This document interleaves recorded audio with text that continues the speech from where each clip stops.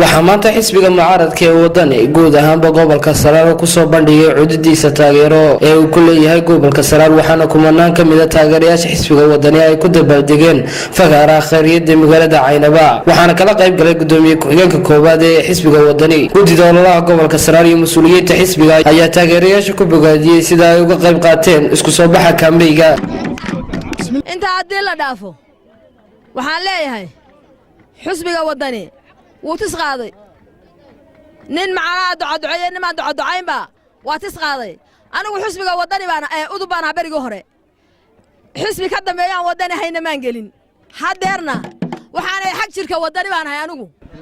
يا بنو السلامة يا بلشدن قيمة هي قاية له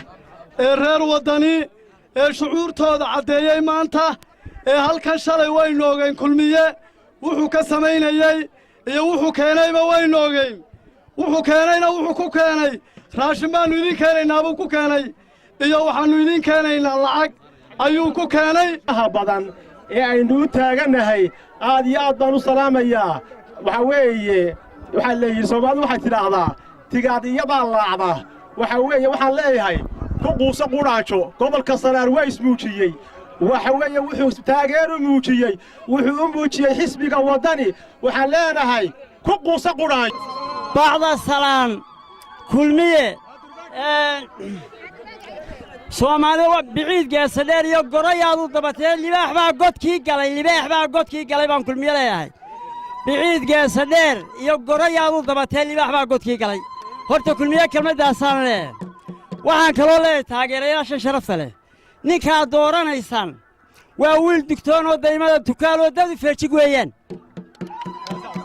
ninka dooranaysan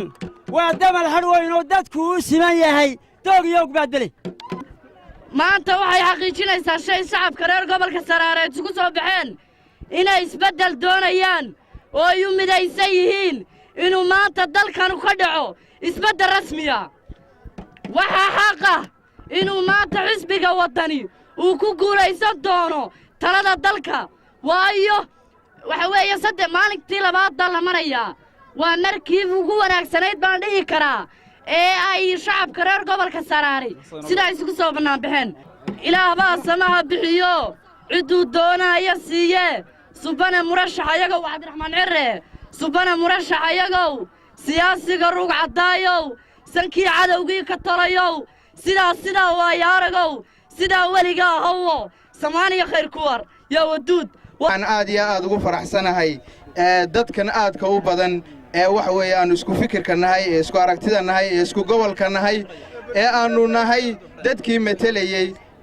xisbiga waxa weeye ay taageerayaan u joogay inaanu halkan maanta kala qayb galno oo aanu halkan ku wada faraxno oo halkan go'aankayaga ku wada muujino aad iyo aad baan ugu faraxsanahay walaalayaal xisbiga wadani aynu doorannay kumaynu dooran qabyaalad kumaynu dooran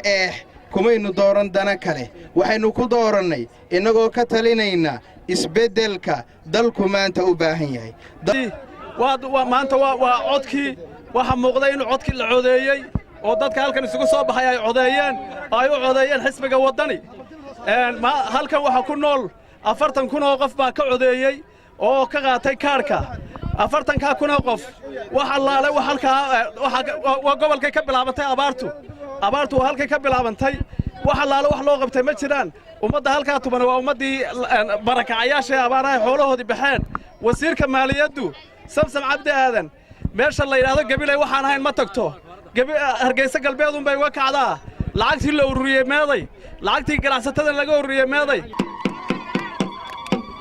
taageerayaasha wadaniyow waa ogtihiin isbedel baynu u baahannahay isbedelka maxaynu ugu baahannahay waxayna ragaadiyey musuqmaasuq waxayna ragaadiyey qabyaalad waxayna ragaadiyey waxbarashadii oo ay shalayto wiilkan ay ugu dambaysay sekondariga gobolka Saraar magaalada Caynaba guutaale ardaydii waxa helay 5 baa helay heer qaran ku guulaystay darajada koowaad ee qaranka ugu sareeyay maxaa dhacay hal mooyaane afartii kale hoosta la dhigay yaa qaatay